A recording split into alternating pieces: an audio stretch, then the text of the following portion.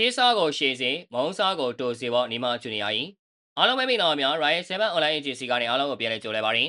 နေမဂျူနီယာဟာတစ်ချိန်ကအားလုံးရဲ့ချစ်တော်အမင်းသားလေးတယောက်ဖြစ်ခဲ့ပေမဲ့အခုချိန်မှာတော့နေမဆိုရင်ဝေဖန်စရာပြဿနာတွေဗရက်ပွားနဲ့ကစားမတယောက်ပဲဖြစ်နေပါတယ်တရက်ကြီးကိုရောက်ရှိသွားပြီးနောက်ပိုင်းမမတ်မီလောက်အောင်ပြောင်းလဲသွားတဲ့နေမဟာဇန်တို့ကိုပြန်ရောက်လာတဲ့အထိအပျော်ပါးမှတ်တဲ့ professional မဆန်တဲ့ကစားမတယောက်ပဲဖြစ်နေပါသေးတယ်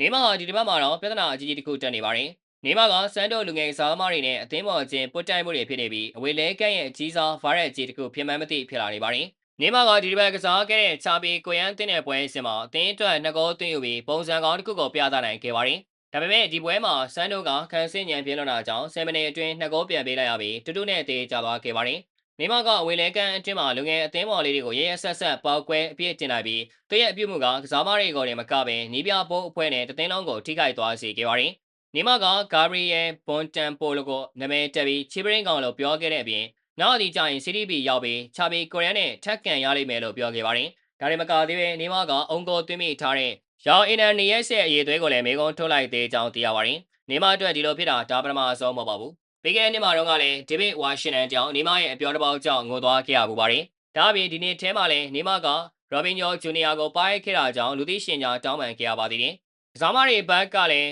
နေမကအတော်တင်းနေကြပြီနေမကစတိုက်အပြည့်တင်နေတယ်လို့တွေးလာကြသလိုနိုင်ငံခြားသားကစားမတချို့ဆိုရင်လူကြားထဲမှာနေမကသူတို့ကိုအရှက်ခွဲလို့ခံစားနေကြရပါတယ်တချို့ကလည်းနေမရဲ့ကြမ်းခိုင်မှုပြဿနာကိုပြန်လည်မေးခွန်းထုတ်လာကြပါတယ်ဒီရှိမှာနေမကပြဿနာတစ်ခုဖြစ်ထားပါသေးတယ်နေမကစန်တိုရဲ့ University Dance and Trend နဲ့ဖလားပွဲမှာအသင်းနဲ့အတူဗင်နီဇွဲလားကိုလိုက်မသွားဘဲဆော်ဘလိုမှာကျင်းပနေတဲ့ပိုကာပြိုင်ပွဲမှာဝင်ရောက်ရှင်ပြိုင်နေခဲ့ပါတယ်ဒီကိစ္စကပရိသတ်တွေနဲ့မီဒီယာတွေအတွက်ဝေဖန်စရာဖြစ်ခဲ့တာကြောင့်အသင်းဘက်ကနေမကိုနိုင်ရပေးထားတာဖြစ်ကြောင်းကာကွယ်ဖြေရှင်းပေးရပါသေးတယ်။ဒါပေမဲ့အသင်းအတွင်းမှာတော့သူတို့အသင်းကောင်းဆောင်ရဲ့အပြုအမူကိုမေးခွန်းထုတ်နေကြကြောင်းအတွင်းသတင်းတွေကဆိုကြပါတယ်။နေမအေဂျင့်တွေဘက်ကသူတို့အနေနဲ့ဗာမန်ချက်မှအထုတ်ပြန်ပေးစရာမရှိကြောင်းအတီလင်းညင်းဆိုထားပါတယ်။ဘွန်တန်ပိုကတော့သူ့ကိုနေမကဆိုရတဲ့စကားတွေပြောဆိုခဲ့တယ်ဆိုတာမှန်ကန်ကြောင်းပြောလာခဲ့ပေမဲ့NNS ကတော့နေမကသူ့ကိုကြားရပြောတာမျိုးမဟုတ်ပဲအဝေးလဲကန်ပုတ်တိုင်မှုတစ်ခုဖြစ်ခဲ့ရုံသာဖြစ်ကြောင်းပြောပြလာပါတယ်။နေမကတင်းဝင်နေမှာသူ့ရဲ့သဘောထားကိုပြပြတသားပြသလိုက်ပါတယ်။နေမကအသင်းရဲ့လေးချင်းစင်တာကိုရောက်လာပြီးပုံမှန်အတိုင်းမနက်စာစားဓာတ်ပုံတွေရိုက်လုပ်ခဲ့ပါတယ်။အဲဒီနောက်နေမကဘယ်နီးပြားကောင်မှခွင်တောင်းတာမျိုးမရှိပဲလေးချင်းကွင်းကနေပြန်သွားခဲ့ပြီး